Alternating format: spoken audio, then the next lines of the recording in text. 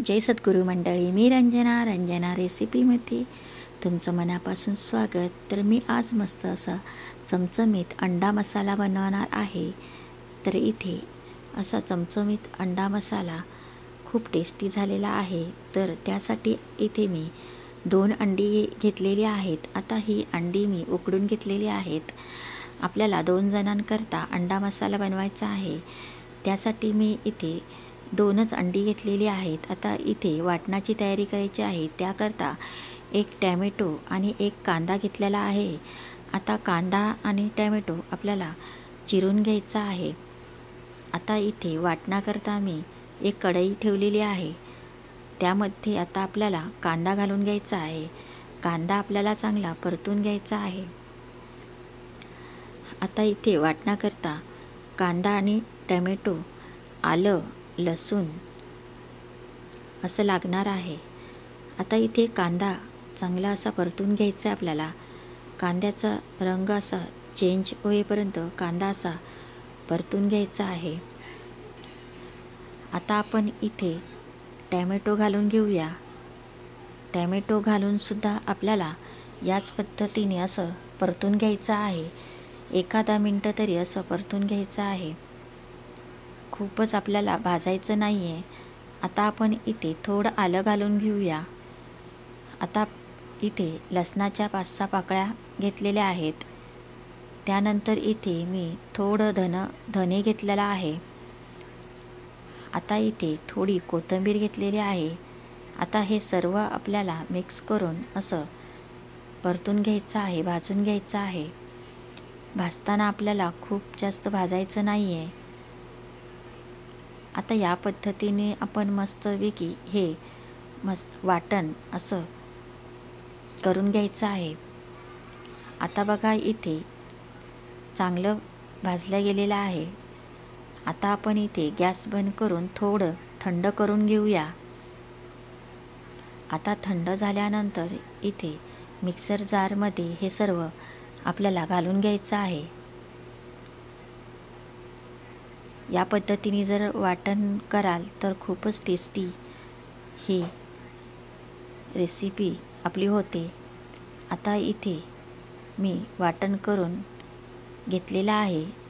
त्याच कढईमध्ये इथे मी हे वाटण घालून घेत आहे. आता इथे हे सर्व वाटण मी घालून घेतलेलं आहे. आता इथे तेलामध्ये हे वाटण चांगलं आपल्याला परतून घ्यायचं आहे. आता 1 मिनटं तरी हे वाटण या पद्धतीने आपण असं परतून घेऊया. वाटण तेलामध्ये चांगलं मिक्स झाल्याने खूप छान असं टेस्टी भाजी होते आणि सुगंधही खूप सुंदर येत आहे.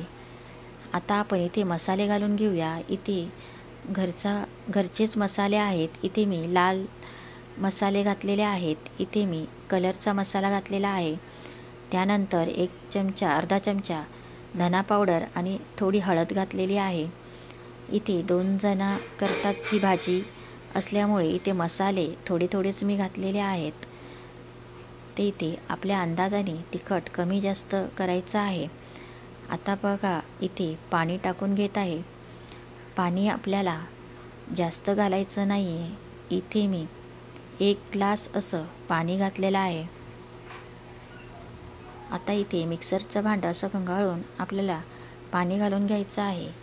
आता इथे मी 1 ग्लासाच्या थोडं वर पाणी घातलेलं आहे. आता इथे आपल्याला चांगलं मिक्स करून घ्यायचं आहे. चवीनुसार इथे मीठ टाकून घ्यायचं आहे. आता भाजीला आपल्या चांगली उकळ येईल. भाजी थोडी अशी मिक्स करून घ्यायची आहे, हलवून घ्यायची आहे. चांगलं खळखळ आपल्या भाजी उकळली का मग याच्यामध्ये आता आपण हे उकडलेले जे अंडं आहे ते सोडून घेणार आहोत. आता भाजी बघा आपली एकदम खळखळ अशी उकळायला लागलेली आहे. आता ह्या अंड्याचे मी इथे 2 कापा करणार आहे या पद्धतीने. तर तुम्हाला इथे अख्खं ठेवायचं असलं तर ठेवू शकता.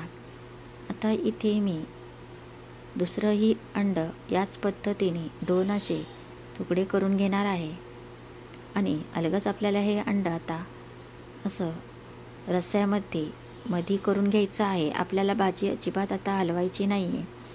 आता इथे आपण 2 किंवा 3 मिनटाकरता झाकण ठेवून घ्यायचं आहे. आता 2-3 मिनटं झाल्यानंतर कोथिंबीर घालून घ्यायची आहे. कोथिंबीर घालून झाल्यानंतर अजून 1 मिनटं आपली भाजी उकळू द्यायची आहे.